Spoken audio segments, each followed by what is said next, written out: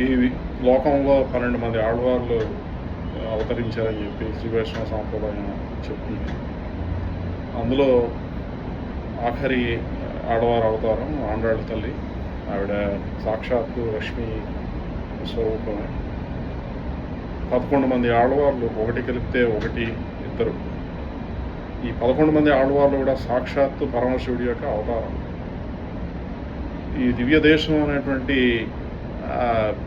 దానికి ఉపమానం ఆలయాలకు ఎందుకు ఇచ్చారు అంటే, పరమశివుడు ఈ ఆళ్వాళ్ళ యొక్క స్వరూపంలో ఇన్నిసార్లు ఈ లోకంలో ఉద్భవించి దివ్య ప్రబంధాలైనటువంటి భగవంతుడి యొక్క గుణగణాలని ఆయన కీర్తించి ఈ లోకానికి అందించాడు. భగవంతుడి యొక్క దివ్య క్షేత్రాలన్నింటినీ కూడా దివ్యమైనటువంటి సోపానాలుగా మార్చాడు.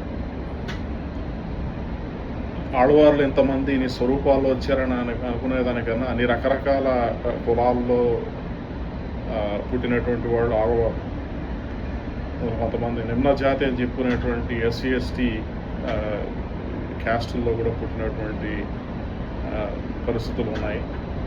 అయితే క్షత్రియ వంశంలో కానీ ఇలా రకరకాలైనటువంటి వంశాల్లో పుట్టినటువంటి ఆళ్వార్లు ఎందుకు వాళ్ళే ఈ ఉన్నటువంటి క్షేత్రాలనే శ్రీ వైష్ణవ క్షేత్రాలు దివ్య క్షేత్రాలకే ఎందుకు భావిస్తారు అని అంటే, వేదం అనేటువంటిది లోకంలో ఉన్నటువంటి తత్వాన్ని ఉన్నది ఉన్నట్టుగా నిర్వచించింది వేదం.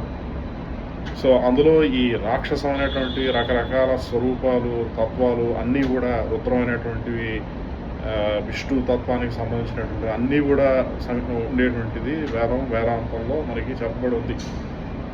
పురాణాల విషయాలకు వస్తే అటు దేవీ భాగవతాలు ఉన్నాయి, ఇటు విష్ణు సంబంధమైనటువంటి భాగవత పురాణం కూడా ఉంది. అయితే మనకి భాగవతం అంటే ఎప్పుడైనా సరే నారాయణుడి గురించి చెప్పేటువంటిదే భాగవతం. మిగతావి అనవసరమైనటువంటి లోకానికి, దానివలన ఎవరికి వచ్చేటువంటిది ఏదీ లేదు. అయితే భగవంతుడు ఈ యాక్చువల్గా ఈ దివ్య ప్రబంధాలు ఎవరు పాడతారు, ఎవరు చదువుతారు, తలకైన ఎత్తి ఉన్నది ఇవే. ఈ వేదానికి సంబంధించినటువంటి ఆరాధన చేసుకునేటువంటి సమయంలో పఠించేటువంటి సరిపోతే సంధ్యావందనాథులు ఇటువంటివన్నీ కూడా మాకు సూర్యోపస్థాన మంత్రాలు ఇటువంటివి మాట్లాడిన తర్వాత, ఇవన్నీ చెప్పిన తర్వాత ఇంకా ఈ దివ్య ప్రబంధాలు కూడా గానం చేయాలంటే ఎవరికి ఉంటుంది సమయం అంటున్నప్పుడు ఎప్పుడు ఏం మాట్లాడలేదు.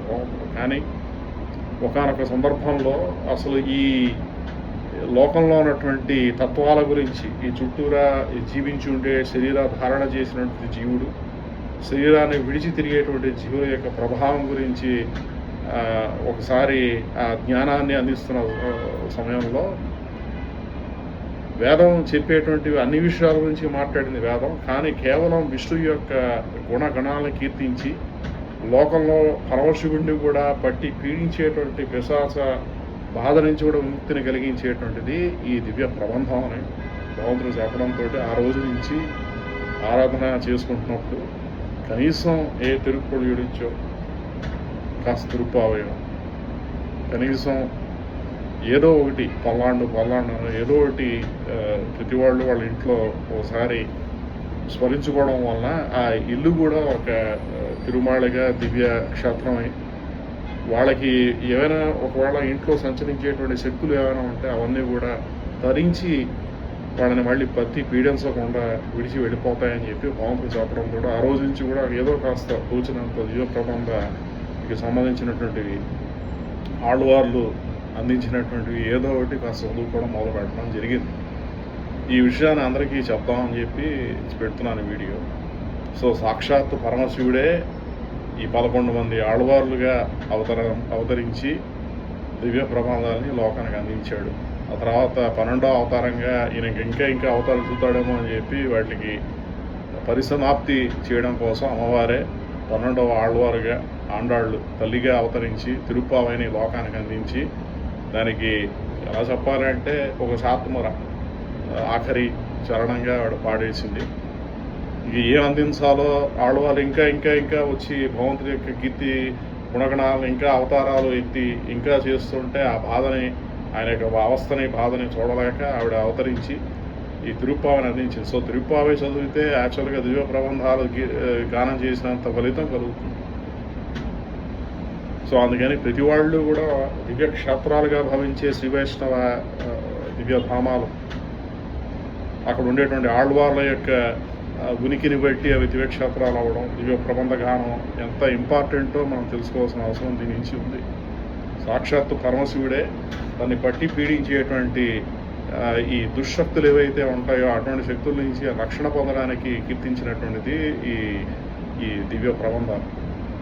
అందుకని ఈ లోకంలో మనిషికి ఉపశమనాన్ని కలిగించేది కానీ ఈ రకరకాల తన యొక్క శక్తి తన మీద వేరే శక్తి పడకుండా తన శక్తితోటి తన శక్తి పెరిగి ఒక దివ్యమైనటువంటి సోపానం, అంటే ఒక రోడ్డులో దివ్యమైనటువంటి సోపానంలో జీవితాన్ని గనక గడపాలి అనుకుంటే ఎటువంటి బాధరబందీలు, అంటే లేనిపోని ఈతి బాధలు అంటారు కదా, అటువంటి బాధలు పడకుండా జీవితం గడపాలి అంటే ఈ దివ్య ప్రబంధ గానం కనీసం వినాలి. మనం నేర్చుకోవడం కష్టం, వాళ్ళు నేర్చుకోలేకపోయినా సరే కనీసం తిరుగుపోవాలి అలాంటివి కీర్తించడం, లేదంటే కనీసం రోజు భగవంతుడికి పొల్లాండు అని పాడుకోవడం, ఇటువంటివి చేయడం వలన కనీసం జీవితంలో ఈ అందరూ అనుభవించేటువంటి స్ట్రెస్, లేనిపోని డిప్రెషన్లు ఇవన్నీ కూడా మనిషిని విముక్తి కలిగిస్తాయి. మనం చూస్తుంటాం చాలామందికి ఈ శ్రీ వైష్ణవ భావపోతములకి అసలు నిజంగా స్ట్రెస్ అంటే ఏంటో తెలియదు, వాళ్ళకి నిజంగా డిప్రెషన్ అంటే ఏంటో తెలియదు. కారణం ఏంటంటే జీవితంలో ఇటువంటి దివ్య ప్రబంధ గానం ఉండడం వల్ల విపరీతమైనటువంటి శక్తిని పొందుతారు, విపరీతమైనటువంటి మానసికమైనటువంటి ధైర్యాన్ని పొందుతారు. అందుకని అందరూ వీలైతే ప్రోత్సహించండి, వీలైతే దివ్య ప్రబంధ గోష్ఠుల్ని మీరున్నటువంటి ప్రాంతాల్లో నిర్వహించడం, వాటిని వీలైతే వినడం. అలాగే ఇంట్లో ప్రతి వాళ్ళు కూడా తిరుమాళిగానే మనం చెప్పుకున్నాం, భగవంతుడు ఉండే నివాస స్థానంగా గృహాన్ని భావించి భగవంతుడి యొక్క చిన్న విగ్రహాన్ని ఇంట్లో పెట్టుకునేటువంటి విగ్రహాన్ని పెట్టుకొని కాస్త ఏదో పాలో ఏదో సమర్పించి భగవంతుడి రోజు ఒకసారి దండం పెట్టుకోవడం వల్ల. రెండోది ముఖ్యమైనటువంటి విషయం ఏంటంటే ఇంట్లో అన్నం ఉడికించాలి రోజు. చాలామంది చెప్తూ ఉంటారు, ఎందుకంటే మాకేదో నీ బాధలు కష్టాలు అని ఉంటాయి. ఇంట్లో అన్నం అనేటువంటిది ఎస్పెషల్లీ అమెరికాలో చాలా ఇళ్లలో, ఇండియాలో కూడా అనుకుంటా ప్రిపేర్డ్ మీల్స్ రావడంతో ఫ్రోజన్ మీల్స్ ఇది ఏదో హీట్ చేసుకొని అందరూ తింటున్నారు. ఇంట్లో కనీసం అన్నం అనేటువంటిది ఉడకాలి. దానికి కారణాలు అనేకం, నేను నెక్స్ట్ వీడియోలో చెప్తాను. రోజు కనీసం అన్నం ఉడికించి మీరు తినకపోయినా సరే దాన్ని వేసేయచ్చు బయట, బట్ కనీసం ఇంట్లో కాస్తైనా సరే అన్నం ఉడికించడం అనేటువంటిది చాలా ప్రధానమైనటువంటి విషయం. దీనివలన తిరిగేటువంటి జీవులు ఎంతోమంది సంతృప్తి పడి వాళ్ళ యొక్క ఆశీర్వచనం అందించడం, లేకపోతే కనీసం తృప్తి పడి వాళ్ళు వెళ్ళిపోతారు. అందుకని ఈ మనం కళ్ళతోటి చూసేది లేకపోతే శరీరంతో అనుభవించేటువంటిదే కాదు, ఎన్నో ఈ లోకంలో మనకి చూడలేనటువంటివి, కేవలం అనుభవించేటువంటివే కొన్ని మనకి చాలా ఉంటాయి. ఎందుకు కొన్ని జరుగుతూ ఉంటాయో మనకే తెలియదు.